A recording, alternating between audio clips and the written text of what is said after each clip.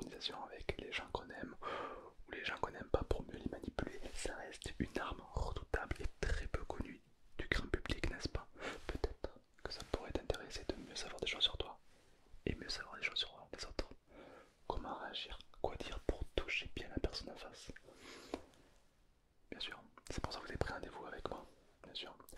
Avant qu'on commence, je m'appelle Thomas SMR et je suis vraiment diplômé d'énéagramme. L'énéagramme, qu'est-ce que c'est? C'est tout simplement scientifiquement des tests de personnalité. On peut en trouver plein sur internet. L'énéagramme, lui, est scientifique. Donc, concret, je vais vous expliquer pourquoi évidemment dans cette vidéo et surtout toute la puissance que tu vas pouvoir en tirer. Mieux te connaître, sortir de n'importe quelle difficulté dans ta vie et aussi mieux connaître les gens qui t'entourent. Et pour ça, on va en parler tout de suite. C'est pour ça que vous avez pris rendez-vous, n'est-ce pas? Évidemment, n'hésitez pas à liker, à vous abonner car je sors 4 vidéos par semaine. Et si tu veux soutenir la chaîne, n'hésite pas à t'abonner évidemment. Et nous on est parti. Bon sommeil et bon dodo à tous. Comme je l'ai dit, mais bien sûr suivez-moi sur Twitter si vous voulez avant qu'on commence. Une petite boisson peut-être, quelque chose de rafraîchissant, ouais bien sûr. Il n'y a aucun problème. Tenez. J'en avais à moi qui fait ces canettes, elles sont très sympas. L'énéagramme, comme vous le savez, je suis diplômé d'analyse transactionnelle, d'énéagramme, d'hypnose, maître praticien d'hypnose ericksonienne. Depuis plusieurs années, j'ai même un cabinet asmrtom.com pour vous aider à aller mieux. Donc l'énéagramme est un sujet que je connais bien. Il faut faire attention, car quand on parle de caractère et tout, on peut vite tomber dans les nominalisations. Qu'est-ce que c'est que ce mot? Le mot bien-être est une nominalisation. C'est-à-dire que le mot bien-être, chacun a sa définition. Si je vous dis pour moi, le bien-être, c'est promener avec mon chien. Peut-être que c'est pas le même cas pour tout le monde. Chacun a sa propre définition. Et ce, pour beaucoup de choses. Les nominalisations sont parfois utilisées par les charlatans, les politiciens, voire même certains métiers comme la voyance ou autre. Par exemple, si je vous dis vous êtes quelqu'un de charismatique, fort et innovant, vous aimez obtenir ce que vous voulez, mais vous aimez par-dessus tout être indépendant, n'est-ce pas? Ça par exemple, ce sont que des nominalisations, des mots flous, où tout le monde va plus ou moins se reconnaître. Ah, d'accord? Et dans beaucoup de types de personnalités, qu'on va voir sur internet, c'est beaucoup ça. Donc ne vous faites pas avoir. L'énagramme, lui, est propre à chacun. Je vais vous dire quel est votre caractère et surtout pourquoi c'est devenu votre caractère. Évidemment, personne n'est rangé dans des cases. C'est-à-dire lui, il n'est pas que comme ça, lui, il n'est pas que comme ça. On n'est pas des robots. Donc, il se peut te reconnaître dans une, deux, voire trois cases maximum. Mais il y a des cases que tu vas pas du tout te reconnaître. Il y a des cases, tu vas te dire, mais ça, c'est moi en fait. Ça peut même faire peur par moment. On appelle ça un énagramme. Je vous invite à vous renseigner sur internet. Si l'idée vous plaît, vous pouvez me passer un diplôme à la Fédération française d'hypnose à Toulouse. Ils proposent cet énagramme. Peut-être que ça pourra vous plaire. En savoir beaucoup plus sur vous. Évidemment, nous aujourd'hui, on va essayer de déterminer quel est votre énagramme. Mais si vous voulez avoir encore plus d'informations à ce sujet, libre à vous de passer à la formation. C'est très enrichissant. C'est même du mentalisme, on peut appeler ça. Ça sert à quoi? Je vous pose la question. À quoi ça sert de connaître son caractère et le caractère des autres? Selon vous, à quoi ça sert? Ouais, c'est vrai, c'est pas mal. En réalité, beaucoup de gens vont s'en servir pour vous manipuler, positivement ou négativement. Par exemple, si je sais que vous êtes tel type de caractère, je vais agir en fonction que ça corresponde à vos valeurs. Et comme vous le savez, chacun fonctionne avec des valeurs. Autrement dit, si les valeurs d'une personne ne sont pas respectées, vous vous mettez en colère. Ni plus ni moins. Ça peut être une technique. Il faut savoir qu'il y a 9 types de caractères. perfectionniste, l'aidant, le combattant, l'artiste, le penseur, le loyaliste, le généraliste, le leader et le médiateur. Ce sont des mots vastes, chacun leur donne plus ou moins leur propre sens. Je vais t'expliquer un petit peu dans un premier temps les 9 et peut-être tu me dis un commentaire dans lequel tu te reconnais le plus. Okay. Et l'idée c'est que chacun des commentaires, je vais te dire, là, chacun des caractères, je vais te dire si t'es bien dans ta vie, si t'es mal dans ta vie. Car si t'es heureux, tu vas adopter des caractères différents que si t'es malheureux. On juge le monde en fonction de nos ressentis. Je sais pas si t'es au courant. Par exemple, si t'es heureux, ben, tout le monde est gentil. Si t'es malheureux, tout le monde est con. Si t'as pas d'argent, tout est cher. Si t'as beaucoup d'argent, rien n'est cher. Tout est relatif. Notre perception de voir le monde est un peu erronée en fonction de ce qu'on ressent, de ce qu'on a, de ce qu'on n'a pas. Et c'est un très bon moyen de savoir où est-ce qu'on est dans notre vie. Est-ce que tu es heureux, etc. Comment faire pour l'être encore plus? Quelles sont tes valeurs? Quelles sont tes contre-valeurs? Etc. Ça peut permettre d'aller beaucoup plus loin dans ta vie, de mieux te connaître. D'accord?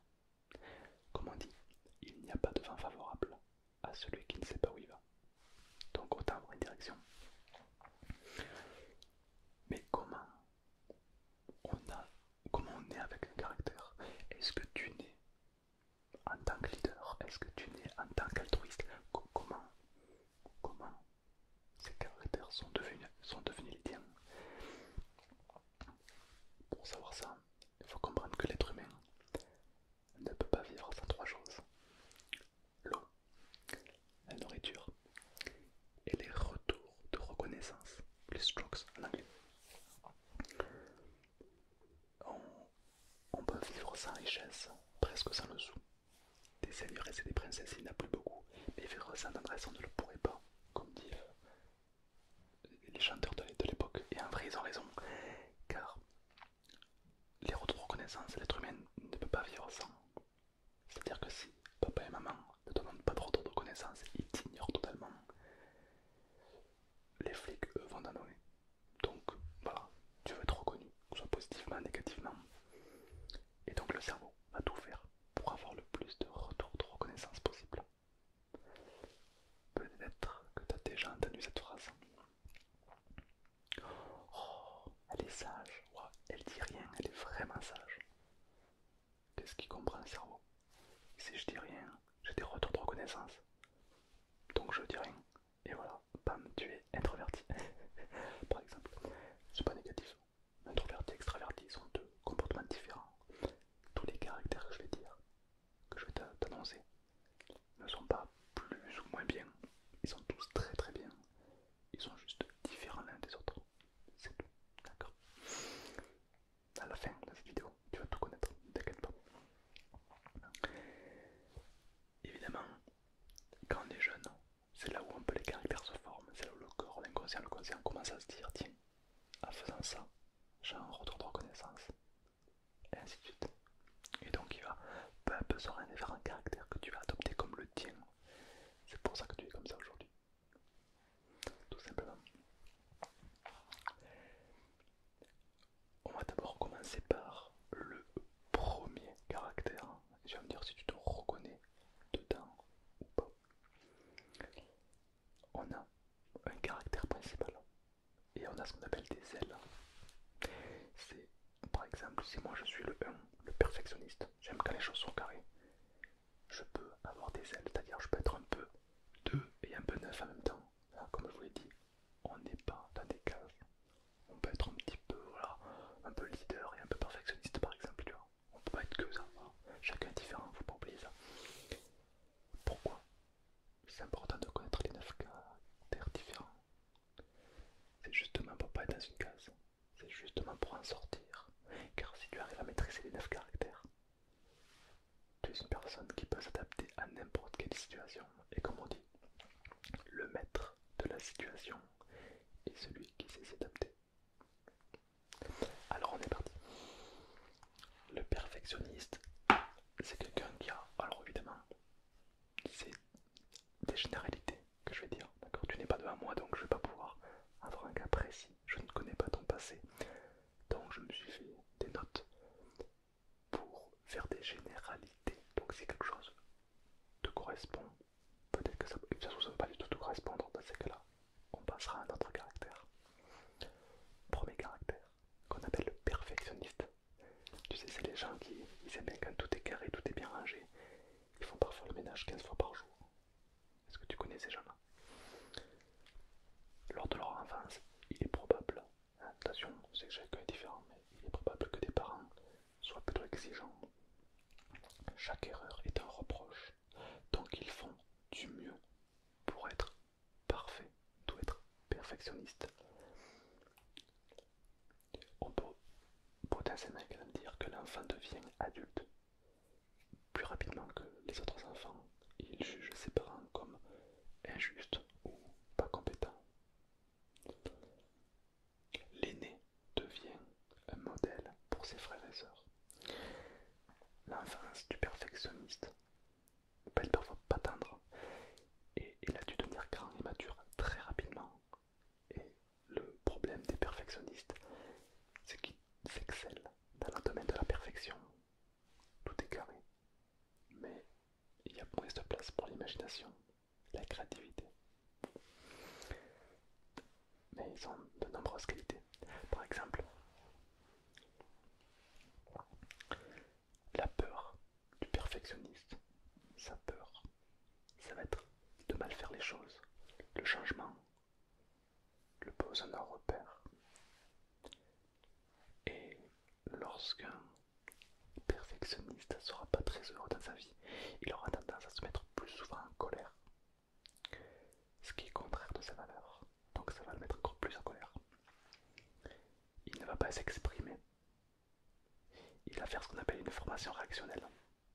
C'est plus psychologique, on va passer ces détails, c'est un petit peu plus compliqué. Il sera moins flexible, il sera plus rigide. Et il sera un peu plus à la critique. Par contre, un perfectionniste qui sera heureux dans sa vie, ou heureuse, il sera beaucoup plus patient, honnête, respectable, fiable, droit et travailleur. Il sera dans la perfection. Le problème d'un perfectionniste, c'est qu'il va accumuler les tâches, et après il va être en burn-out. Est-ce que ça vous parle? D'accord, on va continuer alors. Numéro 2, les dents. C'est souvent la jante féminine qui fait partie de ce caractère. Mais attention, tous les caractères sont pour les hommes et pour les femmes. Le 2, généralement, il y a beaucoup de filles, mais il peut y avoir des hommes. D'accord. Moi, une de mes ailes, c'est le 2 justement. Je suis dans l'émotionnel. Donc le 2, beaucoup de filles, mais bon. Parce qu'il faut savoir que dans les caractères, il y a 3 dominations. Le physique, l'intellectuel et l'émotionnel. Le 2, 3, 4, émotionnel. 5, 6, 7, physique. 8, 9, pardon, 5, 6, 7, mental. Et 8, 9, 1, physique. Voilà, essayez de bien retenir ça. C'est-à-dire que 1, 8, 9 ou 1, le perfectionniste par exemple, c'est une action, il va agir avant de réfléchir. Le 2, 3, 4, c'est l'émotionnel, ça va le toucher d'abord. C'est quelqu'un qui va beaucoup être dans les ressentis. Et le 5, 6, 7, il va d'abord penser avant d'agir. En gros. Donc là on attaque le 2, les dents. Alors on appelle les dents, mais on peut lui donner un peu le nom qu'on veut. C'est quelqu'un d'émotionnel. C'est des gens qui sont liés à leur papa, leur maman. C'est des gens qui sont très familles. C'est des généralités. Peut-être que ça va te correspondre ou pas, évidemment, je répète. Il ou elle sera attiré par des gens qui ne s'intéressent pas à eux. Elle cherchera à séduire en leur apportant l'attention qu'elle espère pour elle-même. Alors je dis elle, mais ça peut être il, hein, c'est pas important. Elle se sent exister que si elle s'occupe de tout le monde, elle fera les basses tâches. Elle considère qu'il faut donner pour être aimé, prendre soin des autres, aimer, accepter. C'est un petit peu sa fonction. Léna type 2 est plutôt intéressant car c'est quelqu'un qui va toujours être un manque d'émotion. C'est le genre de personne qui va dire: t'es sûr que tu m'aimes? Est-ce que tu m'aimes? Il faut bien lui répéter 15 fois. C'est quelqu'un qui va te demander: t'en revois pas? T'es sûr? T'as pas assez mangé? T'es sûr? Ça va? Vraiment, dans l'assistance. Quelles sont un petit peu la façon de penser d'un 2 ou d'une 2? Qualité de communication et à l'écoute. C'est quelqu'un qui va beaucoup écouter, beaucoup être dans la communication. Il privilégie le relationnel chez les autres. Il ne sait pas dire non. Il dit oui pour se faire aimer, pour être chaleureux. C'est quelqu'un qui a parfois l'émotion à fleur de peau, grand sensible. Il ressent les choses. Il supporte mal la solitude. Curieux. Il demande beaucoup de reconnaissance. T'es sûr que tu m'aimes? Il supporte mal le stress. Ça c'est le 2. C'est quoi la plus grosse peur du 2? La peur c'est ne pas être reconnu, estimé, aimé, être confiant à ses propres besoins. Sa peur, c'est être inutile. Là ça c'est propre aux 2, hein, parce qu'il y a plusieurs caractères que les gens s'en foutent d'être inutile ou pas. Je vis ma vie, point barre. Le 2 lui ça l'impacte. Une 2 qui va être positive dans sa vie, qui va être heureux ou heureuse. Elle sera beaucoup plus fière, beaucoup plus d'humilité. Sa force, c'est l'amour. Elle sait dire non et comprend ses propres besoins. Elle sera beaucoup plus à l'écoute d'elle-même. Une 2 qui descend, qui n'est pas bien dans sa vie. Elle aura de la répression. Elle va refouler ses besoins. Elle aura de l'orgueil, très important. C'est grâce à lui ou à elle que les autres sont heureux. Dans sa tête, c'est comme ça. Et le rejet des jeux psychologiques, ça c'est un peu particulier. On en ira plus tard. Je te la fais assez simple.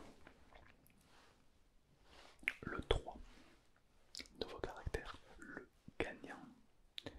Le gagnant, le gagnant est très très intéressant. Le gagnant, le scénario possible de l'enfance du 3, du gagnant, ce qu'on appelle. L'enfant n'est reconnu que s'il réussit. Il se sent exister que par le faire faire et l'avoir, et non par l'être. En gros, pour faire un enfant gagnant, quelqu'un qui vise la victoire, ben si tu me ramènes une bonne note à l'école, je te donnerai un iPhone. Par exemple, tu vois, il y a un truc à la clé.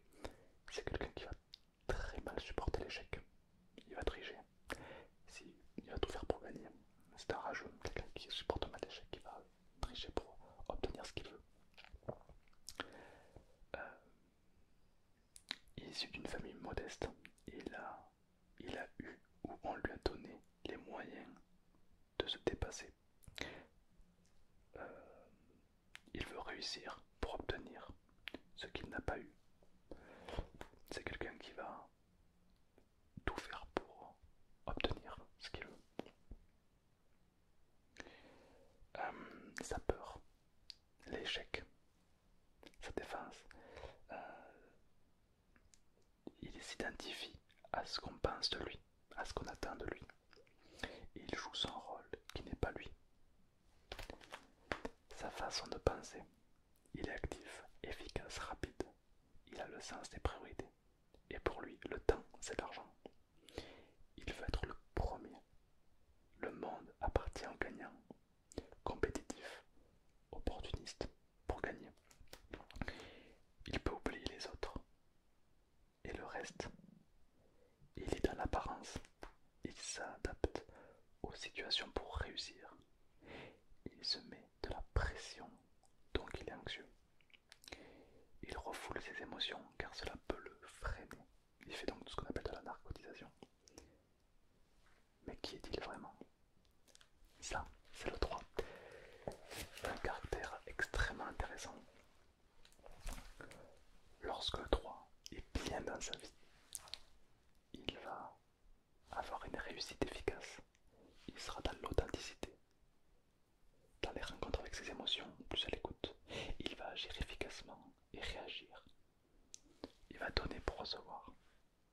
Par contre, s'il n'est pas bien dans sa vie, lors de l'échec, de la dépression, du mensonge, de l'ego, il n'agira plus pour éviter l'échec. Il profite des autres pour réussir. Il pourra même devenir opportuniste. Et si la dépression, il préférera rien faire que agir. Ça, c'est le 3. Ça vous parle? Alors, on va passer au 4. Donc, le 2, le 3 et le 4 sont des penchants émotionnels. Donc, le 4, c'est le dernier. Attention. Le 4 qui est nommé l'artiste. On peut lui donner le nom qu'on veut, c'est pas très important. Mais nous, on l'appelle le 4 l'artiste. Durant son enfance, l'enfant peut être mis à l'écart ou réellement abandonné. Les parents ont préféré un autre enfant, exclure leur enfant de leur amour, etc. etc. Sa peur, au 4, c'est le rejet d'être abandonné. Comment il pense? Pour qu'il soit aimé, il doit être sensible et différent, se démarquer des autres. Il s'oppose à la réalité, il construit son propre univers, très sensible, peut être attiré par la mort. Il descend très bas pour remonter très très haut. Si on ne le remarque pas, il devient encore plus différent. Si tout le monde va à gauche, lui il ira à droite. Si tout le monde dit bleu, lui il va dire rouge. Et le 4 a une très très bonne qualité que je t'invite à t'inspirer. C'est quand il est mal dans sa vie, il va aller encore plus profondément pour chercher les bonnes émotions, pour pouvoir encore plus avoir de plus de puissance pour remonter. Ça c'est vraiment bien, c'est une très très bonne qualité je trouve. Le 4, donc l'artiste, quand il est heureux dans sa vie, il a l'envie, il est envieux, parfois mélancolique, qu'il ne l'est dans ses émotions, il est toujours mélancolique, mais quand il est heureux il est encore plus. Il est sensible, différent, se contente de ce qu'il a, créatif, et il a un très très grand sens artistique. Le perfectionniste, pas du tout par exemple, mais lui, oui, c'est un artiste. Quand il est mal, quand il n'est pas bien, il se renferme de plus en plus, il cherche de l'attention têtue. Il sera dépressif plus facilement. On va passer maintenant au 5. Le penseur. C'est quelqu'un qui, comme son nom l'indique, c'est un penseur, un observateur. Scénario possible depuis l'enfance. Envahissement physique, manque de moyens. Il a été obligé de protéger ses affaires. Il possède peu de choses et il se sent envahi. Envahi émotionnellement aussi. Une famille trop émotionnelle pour lui. Il bloquera donc ses émotions et gardera tout pour lui.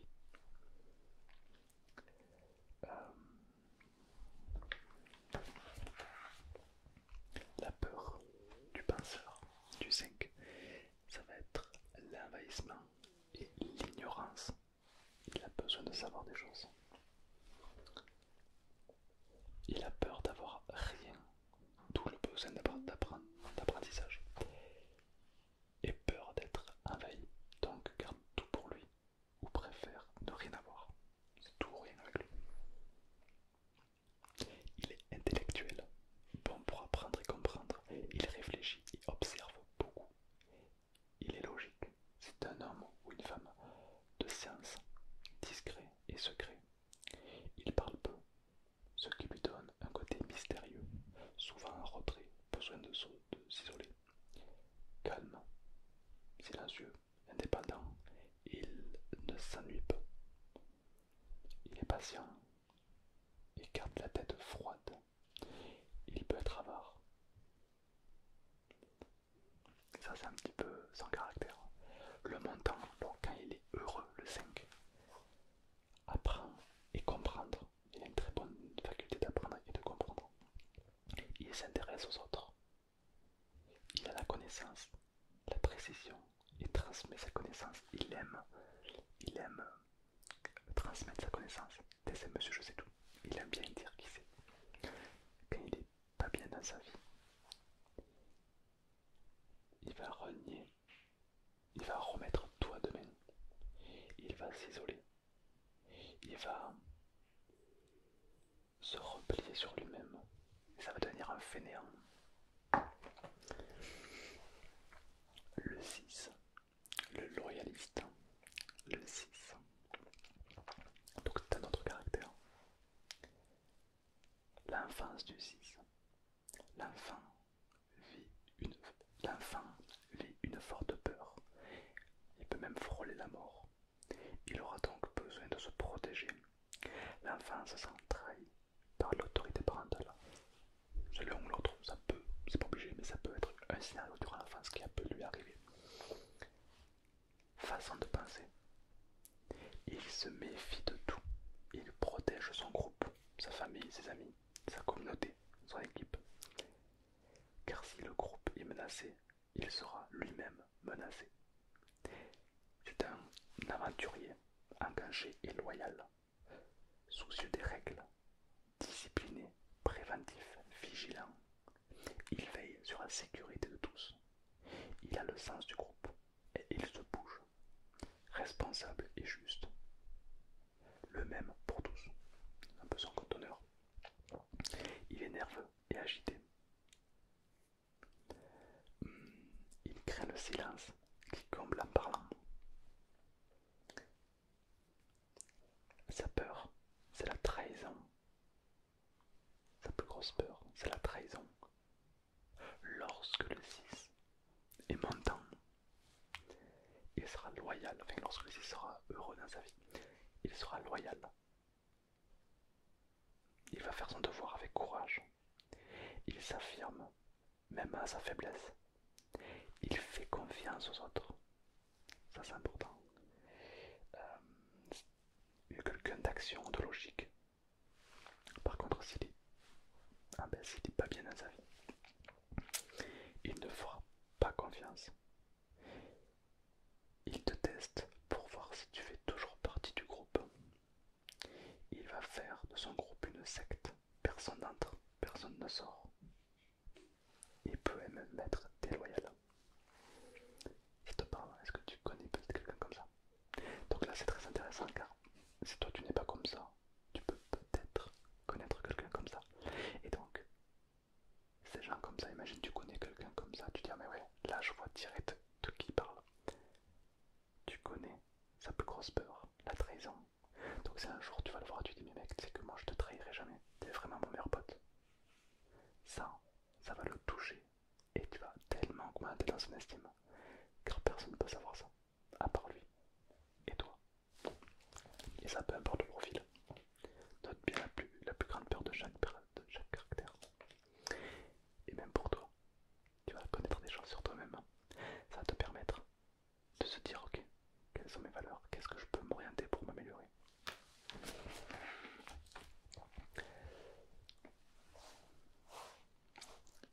Le dernier penseur, un que j'aime bien, que tu as peut-être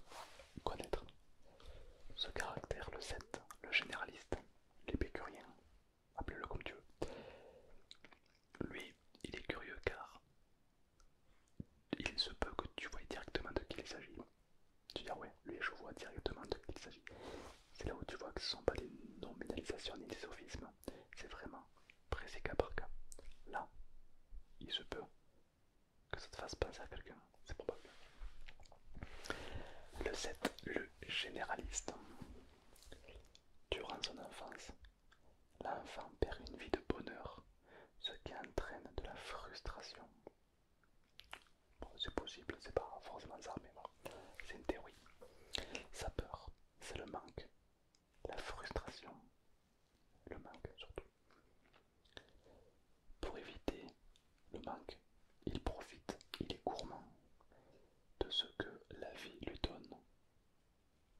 Le sexe, l'alcool, la nourriture, la cigarette, peu importe. Pour éviter, il développe des raisonnements dans lesquels il se réfugie pour se rassurer. Par exemple, c'est un gros fumeur et que tu lui dis que fumer c'est pas bon, et lui va dire ouais mais bon, avec tout ce qu'on respire aujourd'hui, c'est pas important. C'est quoi la façon de penser de ce set? C'est un grand enfant, c'est un grand enfant. Tout est un jeu. Il est très gourmand, il est optimiste, il abuse du plaisir, nourriture, sexe, alcool. Très curieux, joyeux, plein de projets qui ne finissent pas et qui ne finira pas.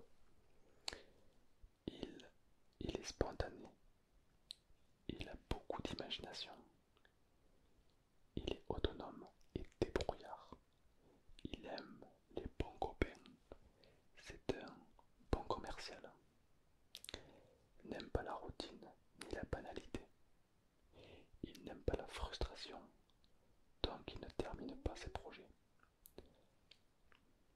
Ça te parle? S'il est heureux, s'il est bien dans sa vie, ça sera quelqu'un de très joyeux et optimiste. Euh, il, il peut se contenter de peu pour profiter beaucoup. Il sera dans la gratitude, dans le raffinement. Il va prendre du plaisir. Il aura un grand cœur. Par exemple, s'il est heureux, s'il est bien dans sa vie, il va s'acheter une petite bouteille de vin. Il va la déguster, voilà, vraiment. Tu vois. Par contre, s'il n'est pas bien dans sa vie, il sera colérique, critique. Euh, il va profiter de peu. Si il n'a pas ce qu'il veut, il va se mettre en colère facilement. Il va être très exigeant. Il peut se sentir exclure. Et là, au contraire, il va prendre beaucoup pour profiter de peu. Donc là, il va boire toute la bouteille sans en profiter. C'est le généraliste, le 7. Maintenant, on va passer au 8. Le chef, le leader. Ça, on rentre dans la catégorie du physique. C'est le genre de mec qui aime bien se taper. Lui, tu dis viens, on va se taper. Il va te dire ok.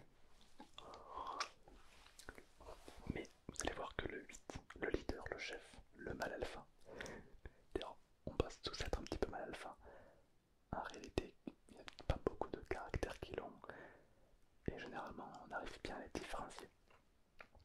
Le 8, le chef, est souvent extraverti, déjà. Mais qu'en est-il de son scénario d'enfance? Il n'a pas eu une bonne autorité. Il va donc créer la sienne, qui est plus ou moins juste à ses yeux. Il peut protéger les plus faibles. L'enfant a eu une enfance dure, battue parfois. Il peut avoir un père violent, une mère absente. Ça peut être quelque chose de très compliqué comme un père violent où il s'interpose. Voilà. Ça va être une enfance pas joujou, hein. Tu auras compris que le 8, force à eux. Mais quelle est la façon quelle est la façon de penser d'un 8? C'est le meneur, le courage, le charisme. Il fait sa loi. C'est quelqu'un de responsable qui assume. Il est dur. Il supporte la douleur. Combattant. Il est plein d'énergie, indépendant, fort, direct. C'est un leader. C'est une réponse à l'impuissance de son enfance. Le 8 est excessif. Il tolère mal la faiblesse. Provocateur, il connaît ses limites et il est très colérique. Il, il extériorise sa colère. Il faut du pouvoir. Il lui faut du pouvoir. Il doit être craint. Sa peur, c'est la faiblesse.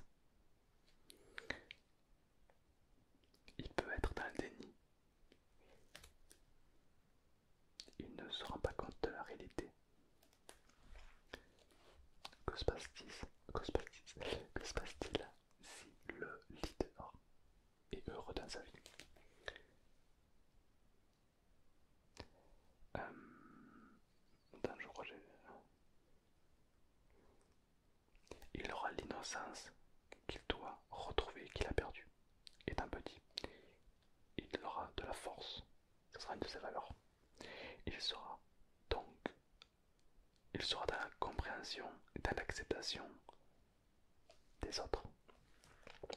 Et s'il est vraiment pas bien dans sa vie, il perd l'amour de ceux qu'il aime, il se met à l'écart, il s'isole de ce qui lui permet de retrouver sa force. Colérique, alcool, il va aller dans les excès. Tu m'écoutes pas, donc il impose la peur, un peu comme un dictateur. La différence d'un bon leader, d'un mauvais, c'est que le bon leader, il a le pouvoir de l'amour. Le mauvais leader a l'amour du pouvoir. Lorsqu'il est heureux dans sa vie, il va être beaucoup plus tolérant. Par contre, un leader qui vraiment va être dépressif, va être pas bien, il aura beaucoup moins de tolérance. Il va mal accepter la faiblesse. D'ailleurs, c'est souvent des gens, quand ils sont très mal dans leur vie, qui peuvent devenir homophobes. Car c'est vrai que pour eux, les personnes gays sont pour eux de la faiblesse et ils les tolèrent pas. Voilà. Ça peut. C'est pour ça que, mais que lorsqu'il est heureux, lorsqu'il est bien dans sa vie, le leader est tolérant. Et pour lui, au contraire, il va soutenir ces gens. Par exemple, pour lui, un gay, il va les soutenir. Il va pas accepter que quelqu'un leur parle mal. Donc s'il est heureux, c'est bien. Et pour finir, on va passer au dernier. Le 9, le médiateur, le modérateur, le modo. Le modo Discord. Non, je plaisante. Ok. Donc là, on va passer au 9, le dernier. Le scénario possible durant l'enfance du 9. Il doit faire le mort. C'est le mec qui bouge pas, il fait rien. L'enfance. L'enfant se sent oublié, négligé par ses parents. L'enfant est témoin de disputes, de colère, de cris. Il doit choisir entre les deux parents. Il se dit que si je ne suis pas important dans leur vie, c'est que je ne suis pas important. La plus grosse peur du 9, c'est les conflits. Sa façon de penser, calme, conciliant, compatissant, empathique. Il se transforme en passivité ou négligence, paresse et laxisme. Il se contente de peu. Il perd beaucoup de temps à trouver une solution. Il peut être fainéant. Il aime les habitudes, les répétitions. Il dit oui pour être tranquille. Il oublie facilement. Il cherche à régler les conflits existants. Il reste neutre, quoi qu'il arrive. Il peut faire ce qu'on appelle de la narcotisation, c'est-à-dire qu'il peut anesthésier ses émotions pour éviter de souffrir. Un 9, donc un modérateur, s'il est heureux dans sa vie, il va adopter un comportement plus calme, facile à vivre. Il sera efficace, il aura le sens des priorités, il aura ce qu'on appelle l'acceptation inconditionnelle de la réconciliation. Il comprend pour comprendre les problèmes. Il va vraiment comprendre le problème pour le résoudre. Alors que s'il est pas bien dans sa vie, le 9, il agit de moins en moins. C'est le genre de mec, tu dis ça va, il dit ouais ça va, ça va. Ouais, t'as fait quoi aujourd'hui? Ouais, ça va. Rien n'est grave.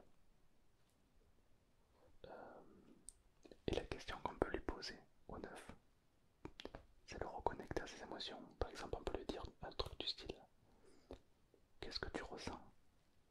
Bien, le refocus sur lui-même, ça pourra l'aider si vous connaissez un 9 qui n'est pas bien dans sa vie. Il peut faire du burn-out, s'isoler, très timide.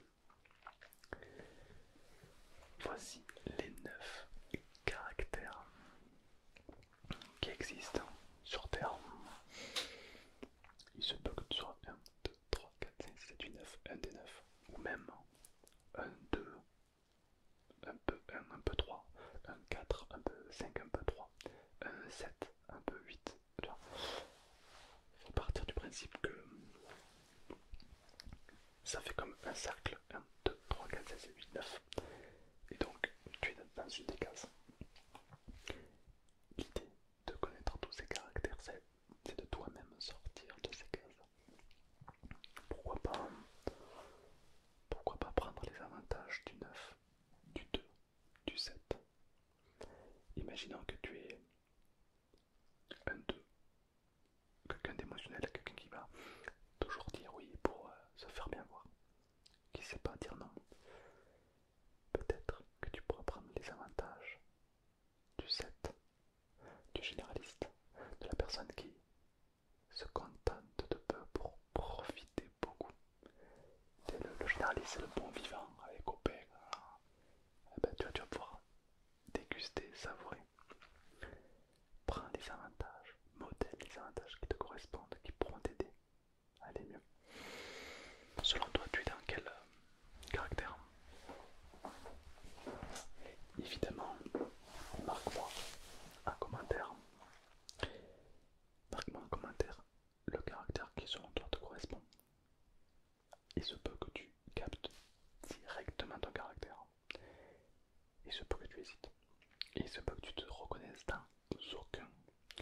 C'est normal. Dans le sens où tu n'es pas devant moi. Je ne connais pas ton vécu. Je ne sais pas réellement qu'est-ce qui t'a amené à faire ça. Donc là, les exemples que je t'ai donnés sont des exemples assez larges.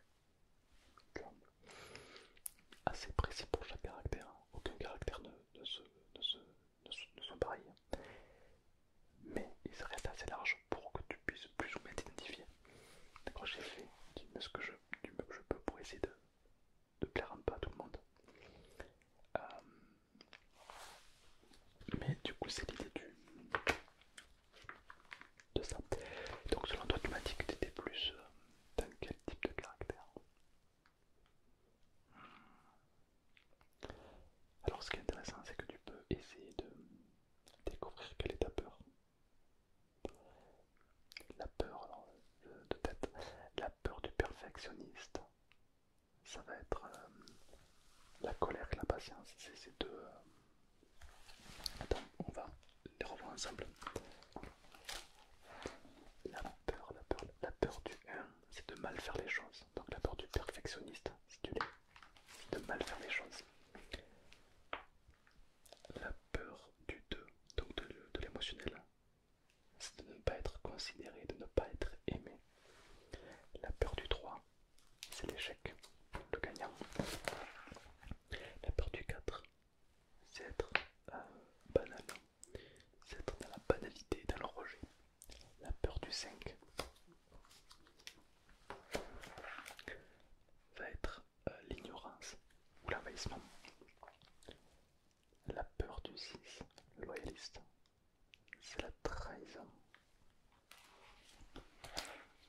La peur du 7, c'est le manque, la frustration. La peur du 8, c'est la faiblesse. La peur du 9, c'est les conflits.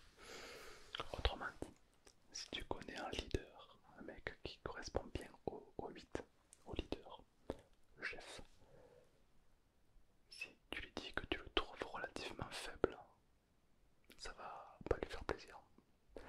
Alors que tu vas avoir un 2, un 6, tu es faible. Ça me dégoûte. Mais il faut savoir qu'il y a quelques exceptions. C'est-à-dire que le 3, le combattant, lorsqu'il est heureux dans sa vie, il va prendre les avantages du 6. Le 6, lorsqu'il va être heureux, il va prendre les avantages du 9. Et le 9 va prendre les avantages du 3.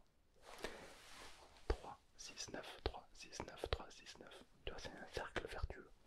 Par contre, le 3, lorsqu'il va être mal dans sa vie, peut prendre les inconvénients du 9 apparaissent. Pareil pour le 9, s'il n'est pas bien, il va prendre les inconvénients du 6, tout ce qui est trahison et tout. Et le 6 peut prendre les inconvénients du 3, tricheur, menteur, etc. Ça devient un cercle vicieux. Donc c'est important à prendre en compte. Mais il y a des caractères qui vont bien ensemble et des caractères qui vont pas bien ensemble. Tu sais, on a tous des couples. On connaît des couples où on dit non mais eux, jamais ça va marcher. Et des couples on va dire ouais eux, ils sont faits pour être ensemble. Par exemple, on va dire que généralement pour parler d'intraverti d'extraverti, le 8 est un extraverti, le 2 est plutôt un introverti. Alors, par exemple, le caractère 8 et le caractère 1 vont bien ensemble. Le 8 c'est le leader, le chef, celui qui c'est comme ça, c'est pas autrement. Va bien avec le 1, le 1 qui est perfectionniste, qui a besoin d'avoir des règles, d'avoir des...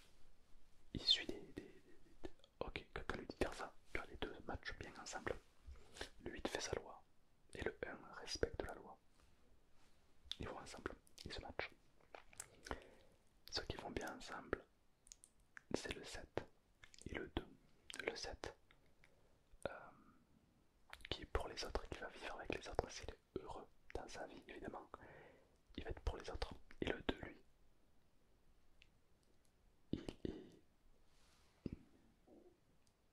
il a un lien face aux autres. Je sais pas lire. Il a un lien face aux autres. Donc le 2 qui est un, qui sait toujours dire oui. Et le généraliste, le 7, qui profite de la vie, qui est vraiment le contact avec les autres. Tu remarqueras en soirée ou autre, souvent les filles, donc les deux, vont être attirés par le bon vivant de la soirée. C'est le gars qui boit un peu, qui parle fort, qui rigole bien, tu vois, le mec un peu extraverti de la soirée, le 7. Donc le 7 et les 2, ils matchent ensemble. On a aussi le 6 et le 3. Donc le 6, c'est le loyaliste. Il a la connaissance extérieure. Et le 3, il a plutôt la richesse intérieure, on va dire. Putain, je dis de la merde. Non, attends pour moi, je dis de n'importe quoi. Le 6, il est, comme son nom l'indique, il est loyaliste. C'est quelqu'un qu'on peut compter sur lui.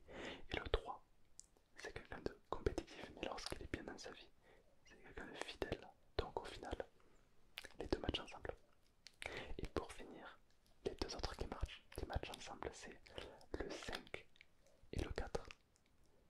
Le 5, le penseur, il a la connaissance extérieure. Et le 4, l'artiste, il a la richesse intérieure. Donc ce qui est intéressant, c'est que le 5, c'est quelqu'un de posé, de réfléchi, un peu un scientifique. Et le 4, c'est un peu un peintre, un artiste. Et les deux vont bien ensemble. T'as le terre à terre, le yin et le yang. Et au final, leurs valeurs ne s'opposent pas, mais elles s'attirent. Car les deux s'apportent une richesse que l'autre a besoin. Donc c'est très intéressant. Donc ce qui est intéressant, c'est que le point commun entre ces caractères, c'est que le 8, le 9 et le 1, la colère, le 2, le 3, le 4, l'amour, le 5, le 6 et le 7, la peur. Ça fait beaucoup d'informations, je sais bien, mais tu pourras regarder cette vidéo, faire pause et mémoriser. Et peut-être que tu connais des couples pour qui ça peut matcher ou pas. Ça c'est très intéressant. Par exemple, il y aura des couples qui vont moins matcher que d'autres. Par exemple, si on prend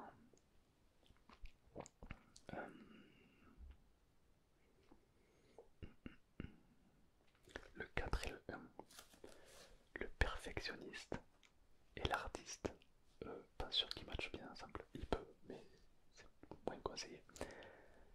Bah, l'artiste, c'est un mec un peu, voilà, un peu perché, un peu, tu vois, il fait ce qu'il veut un peu. Et le 1, c'est le perfectionniste, il faut qu'on a dit rendez-vous à 8h, c'est 8h, c'est pas 8h1, c'est 8h. Et l'artiste, tranquille, on n'est pas pressé, ça va. Forcément, les deux vont pas forcément bien s'entendre. Donc ça, c'est intéressant d'observer que rien que le fait d'avoir développé tel ou tel caractère peut nous faire conduire de façon différente. Pourquoi? C'est méga important de connaître ça. Parce que là, tu vas pouvoir, là évidemment ce que je t'ai dit c'est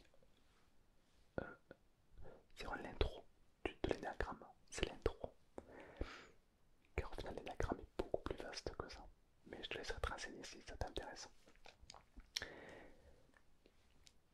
C'est très intéressant de savoir ça déjà, même pour soi, pour le fait de mieux se développer personnellement, augmenter sa confiance, etc., mieux se connaître, connaître les autres. Et surtout, si tu es fourbe, tu vas pouvoir un peu mieux connaître les autres et jouer avec ça. Si tu veux bien te faire intégrer dans un groupe et que tu vois que le chef du groupe c'est un perfectionniste, quelqu'un de genre ton patron, c'est quelqu'un qui aime quand tout est carré, ben, si tu lui dis un truc du style, ce que j'aime bien avec vous, c'est que vous êtes quelqu'un qui a l'air de la perfection. Avec vous, tout est vraiment carré, on sait quoi et quoi. Et surtout, vous avez beaucoup de patience. Ça fait plaisir. Il va aimer.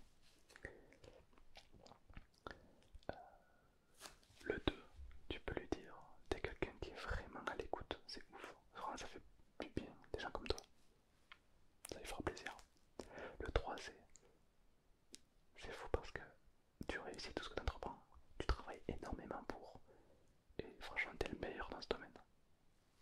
Ça va lui faire plaisir. Le 4, c'est mais t'es vraiment un artiste, t'es la seule personne que je connais qui est comme ça. T'es différent de vous. Ta façon de t'habiller, tout, t'es vraiment unique. Il va aimer. Le 5, c'est je trouve que t'as une richesse intellectuelle très développée. Genre tu sais tout en fait. Le 6, t'es quelqu'un de fidèle. Vraiment, j'ai jamais vu un pote aussi fidèle que toi. Genre, on peut compter sur toi. Le 7, ce que j'admire chez toi, c'est que t'es quelqu'un de bon vivant.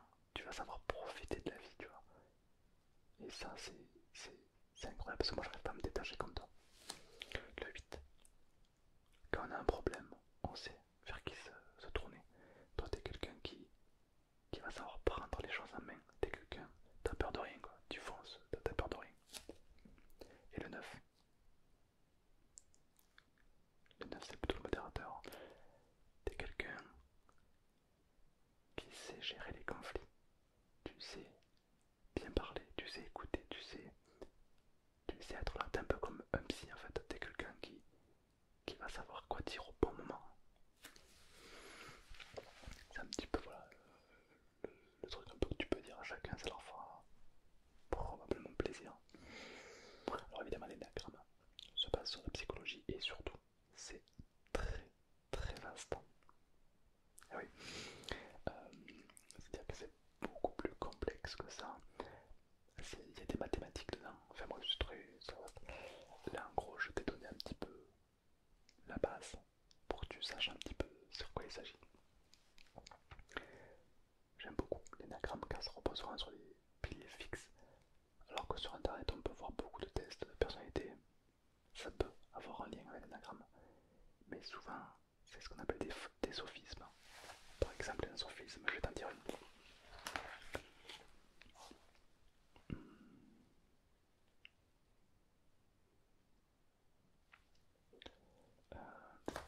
Un sophisme c'est un mot qui est un petit peu flou. Du style tu détestes les gens qui se prennent la tête pour rien. Tout le monde, en fait, personne aime les gens comme ça, tu vois. Donc ça par exemple c'est, tu vas pouvoir voir sur internet un style de caractère qui dit ça. Tout le monde va. Tu es très honnête et sincère. Oui, bah, oui, d'accord.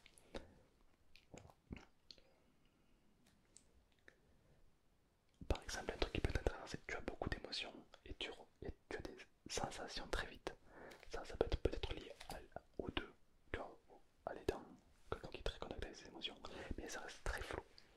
Donc ça c'est des sophismes, c'est des mots un peu flous, une phrase un peu que tout le monde peut s'y reconnaître. Et ça malheureusement des tests comme ça de personnalité sur internet, t'en as plein. Mais au fond, ça peut te faire plaisir quand tu te dis ah, je suis comme ça alors que tout le monde se reconnaît. Les signes astrologiques, c'est un peu pareil. Mais du coup, au fond, ça va pas vraiment t'aider. Car ça t'apporte rien. Juste ça te satisfait ton ego. Ça fait toujours plaisir, c'est vrai, d'entendre des bonnes choses sur soi. Par exemple, si je te dis tu as besoin d'être sûr que ton entourage va bien, qui va dire non? Alors que par exemple, tu prends le leader, le 8, c'est carré. C'est quelqu'un, voilà. C'est le mec qui aime la baston, c'est de la physique, il agit. C'est genre le cliché du pompier, quoi. Tu vois, le mec il a pas le temps. C'est quelqu'un qui est très colérique. C'est le mec qui va te mettre une patate, il va pas hésiter, tu vois. C'est le mec qui s'en joue un peu, tu vois. Ça, ce profil est propre à lui. Genre, je connais pas 50 gens qui sont comme ça, tu vois. C'est propre à chacun. Beaucoup de gens pensent que l'énagramme, enfin beaucoup de gens, des gens qui pensent que l'énagramme peut être un peu des sophismes. Bon, les phrases que j'ai fait sont un peu larges pour toucher tout le monde car tu n'es pas devant moi. Mais tu as compris que chaque profil est indépendant l'un de l'autre. Et ça peut vraiment t'aider. D'ailleurs, il y a même aussi une ref intéressante, je sais pas si je peux la retrouver. Tac, tac, tac. Alors, qu'est-ce que je peux te dire de plus?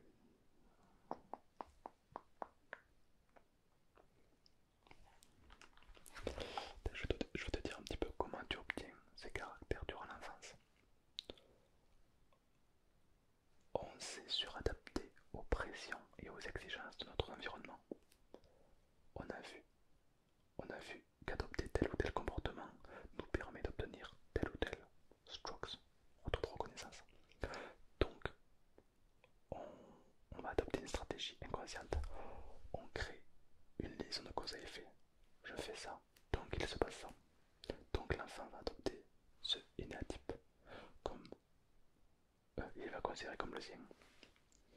C'est beaucoup de liaisons de cause à effet.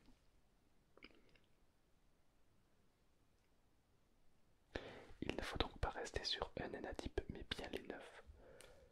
En gros, une personne parfaite, ce serait quelqu'un qui a les 9 énéatypes, qui a les 9 caractères. Car c'est quelqu'un qui va s'adapter dans n'importe quelle circonstance. Il faut agir vite, vite. Bam, le leader il prend le rôle. Ah, mais c'est quelqu'un qui a besoin d'être à l'écoute. Le 2, il prend le rôle. Attends, je suis en train de tenir une boîte là, une entreprise, il faut que ce soit carré. Le 1. Ah, mais j'ai tellement besoin d'imagination pour créer une musique. Le 4. Je veux devenir prof d'histoire géo. Le 5. Le penseur, etc. Chacun a sa capacité. Et si tu arrives à devenir les 9, tu seras extrêmement polyvalent et tu vas t'adapter à n'importe quelle situation. C'est pour ça aussi que créer les natifs, c'est pour pas rester dans une case, mais bien aller dans toutes les cases qu'on veut. Pour faire de toi quelqu'un de parfait, si je peux dire. Bon, le perfection n'existe pas évidemment, mais t'as compris quoi. Et du coup, on peut connaître les 9 péchés capitaux grâce à l'énéagramme. Bon, on dit que normalement il y en a 7, des 7 péchés capitaux, mais après je crois que ça appartient à des religions, etc. Sur l'énéagramme, on peut en retrouver 9. La colère, l'orgueil, le mensonge, l'envie, l'avarice, la paresse, la gourmandise, l'excès et la peur. Tu remarqueras que c'est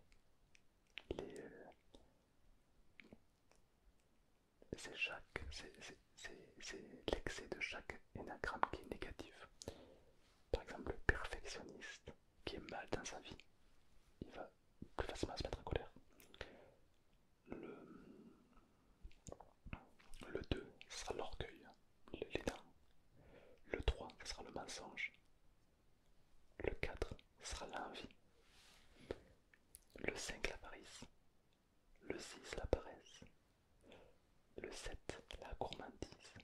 Le c'est le leader, hein, il ne sera jamais. Et le 9, la peur. Évidemment, évidemment, ça c'est propre à chacun, mais c'est une généralité. C'est vrai qu'un perfectionniste qui est négatif se mettra plus en colère, alors qu'un perfectionniste bien dans sa vie aura plus de patience.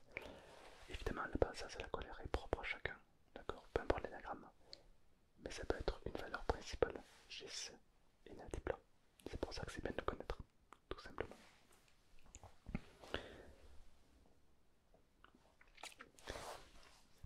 Au final, ces caractères vont t'aider, si tu les connais bien, à te développer, toi, à être plus heureux. Peut-être qu'il y a des caractères que tu t'es reconnu, du style oh, ouais, c'est vrai, quand je m'énerve, je suis comme ça. Ouais. Ça veut dire que t'es pas forcément peut-être heureux, pas heureux, mais pas très bien. Donc, qu'est-ce que tu peux faire pour obtenir les autres lorsque tu es mental, lorsque tu es heureux dans ta vie? Ça permet de savoir pas mal de choses sur soi. Pour la petite anecdote, je vais clôturer sur ça. Je suis diplômé d'énagramme depuis très longtemps. Et Altéane, à l'époque où elle passait son master, elle avait une sorte de cours de devoir à faire sur sa personnalité. Qu'est-ce que pour mieux se connaître. Et normalement, c'est un cours qui prend des heures et des heures. Elle m'a passé la feuille. Je l'ai remplie en littéralement 3 minutes. Je fais claquer, il fallait cocher des cases. Et du coup, après, quand elle a regardé son note, ben, j'avais raison. Elle m'a dit, mais comment tu. Grâce à l'énagramme, tout simplement. C'est vraiment un outil très puissant. Et ça va te permettre de te synchroniser avec quelqu'un. Par exemple, ton patron, ta copine, quelqu'un avec qui tu vas avoir un bon rapport. Eh ben, c'est sûr que deux, un aidant, un émotionnel, le 2, tu vas pas lui dire moi je m'en bats les couilles de l'amour, moi je suis quelqu'un d'indépendant, je m'en bats les couilles. Personne ne m'a pas aimé. C'est comme si le perfectionniste, tu lui disais oh écoute, moi je viens à l'heure que je veux, je me prends pas la tête. Voilà, je suis quelqu'un, je fais un peu les choses à ma façon. Il m'a pas aimé. Donc si tu connais leurs valeurs, va dans leur valeur, va dans leur sens, et tu verras que le rapport va marcher beaucoup mieux. J'espère que cette vidéo t'a aidé. N'hésite pas à reprendre rendez-vous si tu veux, si tu veux des conseils. Je vous souhaite tous une très belle nuit, dormez bien. Et like, abonne-toi, ça t'a déjà fait. Je sors 4 vidéos par semaine. Et je vous souhaite à tous une